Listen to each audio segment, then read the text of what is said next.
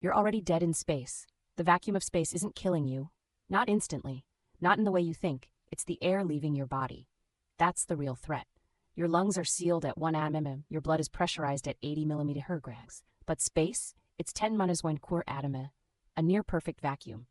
When your suit ruptures, your body doesn't explode. No, that's a myth. Your skin holds, your tissues don't burst, but your air does. It expands violently. It rushes out of your mouth, your nose, your lungs.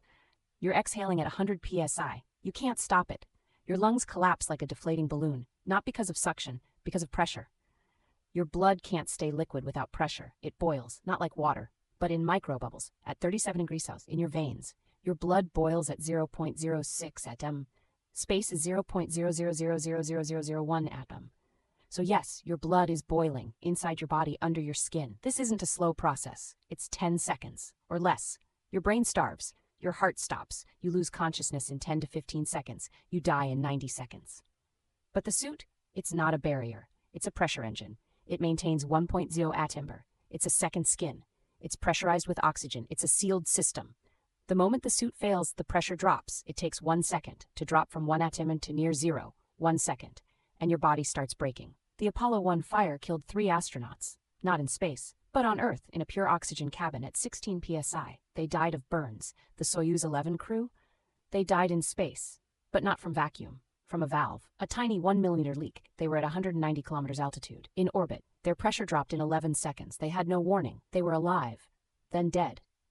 The valve wasn't a breach. It was a failure of a pressure equalization valve. It opened during re-entry. It was sealed by design, but it wasn't sealed. It opened, and the air rushed out. They had no suits, no pressure, no oxygen, no time. They died of asphyxiation, not in vacuum, but in the absence of pressure. The suit is what keeps your blood from boiling. It's what keeps your lungs from collapsing. It's what keeps you from losing consciousness. But it's fragile. It's a single layer of nylon and Kevlar, a thin membrane, a single puncture, and the pressure is gone. Space doesn't kill you. It's the loss of pressure. And pressure is maintained by a suit that's just a few layers thick. The Apollo 13 crew survived because their command module had a pressurized cabin. They didn't go outside, they stayed inside. They survived because the hull held. But the spacewalkers, they're exposed to the vacuum. Their suit is all they have. And the suit is just a sealed, pressurized bag. That's it. It's not a force field. It's not a shield. It's a pressure vessel. And if it fails, your body fails. The margin is thinner than you think. It's not a meter of fabric. It's not a foot of air. It's the difference between 1 atm and 0 atm. And that difference is 14.7 pounds per square inch. Your entire body is under 14.7 psi. It's pushing out. If the suit fails, that pressure escapes, and your body can't keep up. The spacesuit doesn't protect you from space. It protects you from your own body, because your body wants to expand, it wants to boil, it wants to collapse. The suit stops that. It keeps you from becoming the vacuum. And it takes one tiny tear, one faulty valve, one moment of neglect, and the pressure drops. It takes 1 second, and you're already dead. The Apollo 11 crew had no backup. They had no second suit. They had no spare. They relied on one suit, and if one valve failed, they would have died. And the Soyuz 11 crew? They had no suits. They were just in a capsule. They had no protection. They had no way to repressurize. They had no oxygen. They had no time. They died because a valve opened, not because space was hostile, but because the margin was too thin. The spacesuit isn't a costume. It's a life support system. It's a pressure system. It's a control system. It's the only thing between you and the end, and it's not strong, it's not big, it's not safe, it's fragile. And if it fails, you die. And you die in 10 seconds. You die in 10 seconds because the vacuum didn't kill you. It was the loss of pressure, and the loss of pressure was the fault of a single valve. And this is real. The air in your lungs expands to 1,000 times its normal volume in seconds. Your mouth and nose are sealed shut by the force of the expanding air. Your face distorts. Your eyes swell, then burst, not from the vacuum, but from internal pressure. The blood vessels in your brain rupture, microscopic cracks form under the strain. You don't scream. The air escapes too fast. There's no breath to scream with. Your vocal cords are silent. You can't even hear the silence. The vacuum doesn't make sound. Your body does. The last thing you feel is your skin stretching, a dull pressure, not pain but presence. Not of the void, but of your own flesh failing. You don't freeze. Not at first. Your body retains heat, but your blood turns to foam. The foam spreads through your veins into your brain. It's not death. It's the end of control. Your limbs go limp, not from oxygen loss, but from the collapse of pressure in your muscles. You're not a person anymore, you're a system failing. A pressure vessel ruptured. The suit's integrity isn't just about pressure, it's about containment. It's about preventing your body from becoming the vacuum. But it's not perfect. The materials degrade, the seams weaken, the connectors loosen. One thermal cycle, one micrometeorite, one forgotten bolt, and the system fails. The astronaut doesn't die from space, they die from a single point of failure. And that point, it's not in the stars. It's in the suit. And the suit is just a layer of trust. And trust is the most dangerous thing you carry. The vacuum doesn't pull, it pushes. Your body expands outward at 100 psi, not from force, but from the absence of resistance.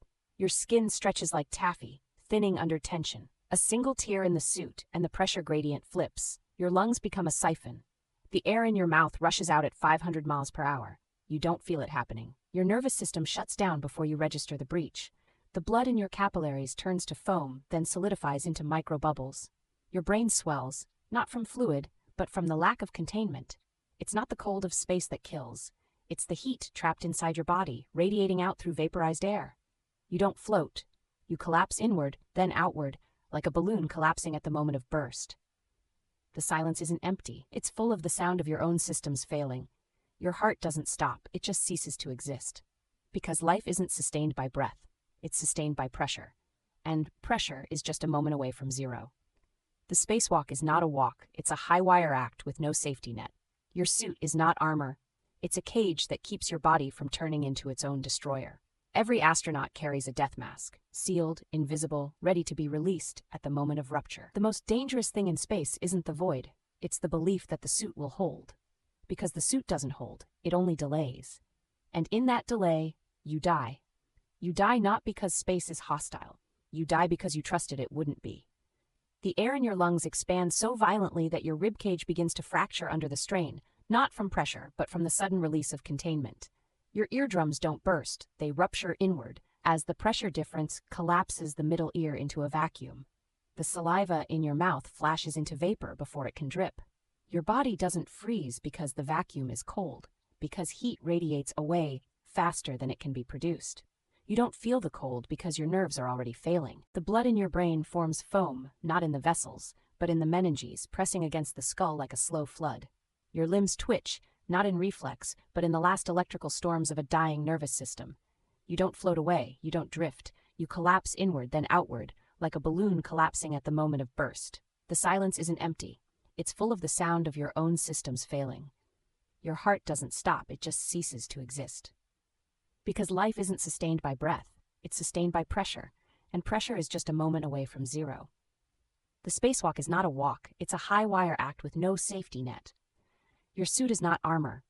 It's a cage that keeps your body from turning into its own destroyer. Every astronaut carries a death mask, sealed, invisible, ready to be released at the moment of rupture.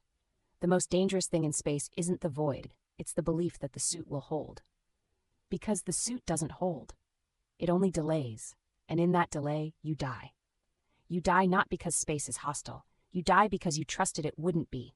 Your body doesn't need to be in space to die from it, just a single breach in a pressurized chamber. The vacuum doesn't wait for you to open a door, it waits for the door to fail. Every spacecraft is a pressure container, and pressure is the most fragile illusion of life. The moment the suit fails, your body begins to unmake itself. Not by fire, not by frost, but by the slow, inevitable collapse of structure. Your lungs don't rupture from force, they collapse because they can't hold what the air is no longer pushing against. The blood in your veins doesn't boil, it bubbles from the moment pressure drops below 0.006 atm. You don't feel the vacuum because you don't have time to feel anything. Your skin doesn't tear because it can't. The pressure is too high for your tissues to rupture. But your blood does, inside you, in your brain, in your organs. It turns to foam, not because it's hot, but because it's free. The last thing your body remembers is the sound of its own breath leaving, sharp, violent, final. You don't scream, not because you can't, but because you've already stopped breathing.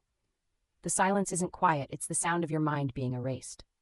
Your eyes don't dry out, they swell, then burst not from cold, but from internal pressure. The air in your mouth doesn't escape, it's expelled by your own lungs. You don't die from being empty, you die from being full of nothing.